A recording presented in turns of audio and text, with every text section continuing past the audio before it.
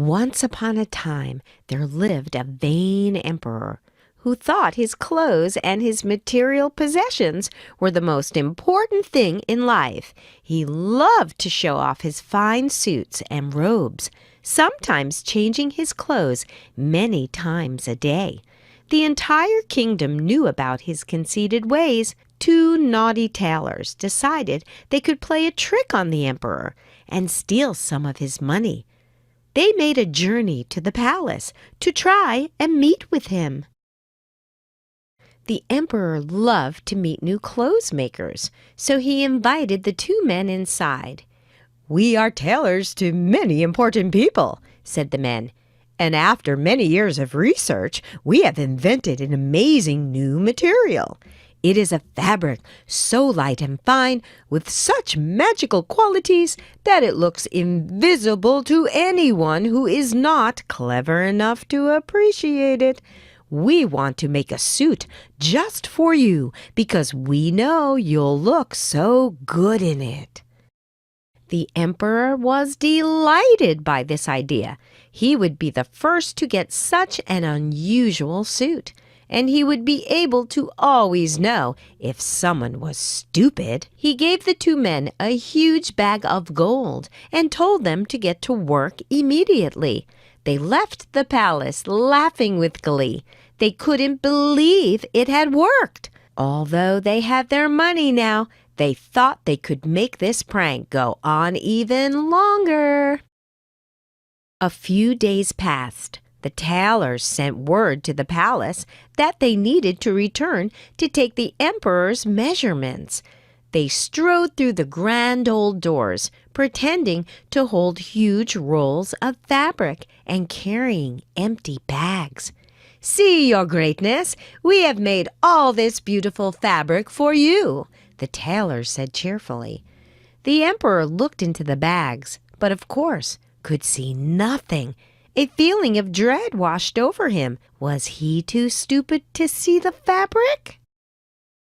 He realized that nobody else would know. He couldn't see it if he just pretended he could. "Wonderful, beautiful," he said, stroking nothing but the air. All of the staff in the palace began to panic too. Were they too stupid to see the fabric? They decided to follow the emperor's lead and broke out in joyful applause, whooping with delight. "Lovely!" they all cried. The tailors held back tears of laughter. In the emperor's bedroom, the tailors undressed him to drape him in the new fabric. They made a great show of cutting the air with scissors, pushing needles through an invisible cloth, and folding invisible seams. When they were finished, they presented the emperor with a mirror. All he could see staring back was himself in just his underpants. He knew he couldn't stop the deception now. "It's the best suit I've ever seen," he said.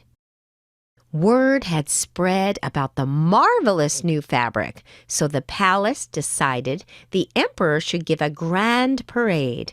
The emperor was worried about going outside in only his underclothes, but convinced himself it wouldn't be embarrassing.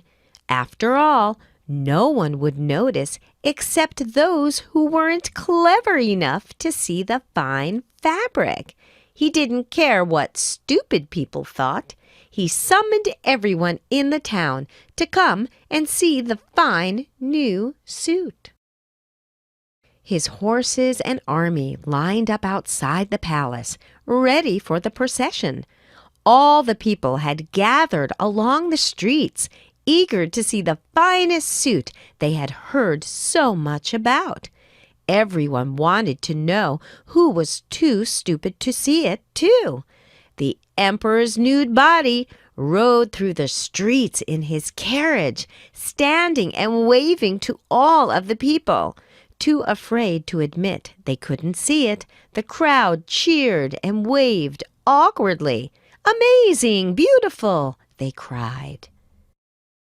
In all the crowd, there was only one person not scared to admit the truth he saw with his eyes. "He's only in his underwear," said a little boy. At first the crowd shushed him and reprimanded him for being a silly little child. The boy ran down the streets after the carriage, shouting, He's naked! Doesn't anyone see?" Eventually, the truth began to catch on, as people admitted to their neighbors that they couldn't see the fabric either. A new cry came from the crowd. "The emperor is in his underpants!" The emperor heard their cries and felt very embarrassed. He realized that they were right, and the two tailors had fooled him. He jumped from the carriage and ran back to the palace to hide under his bed. He was so sad that his love of clothes had gotten the better of his common sense.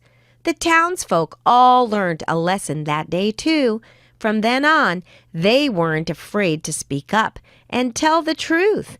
They understood that truth was the most important thing, even if it seemed stupid.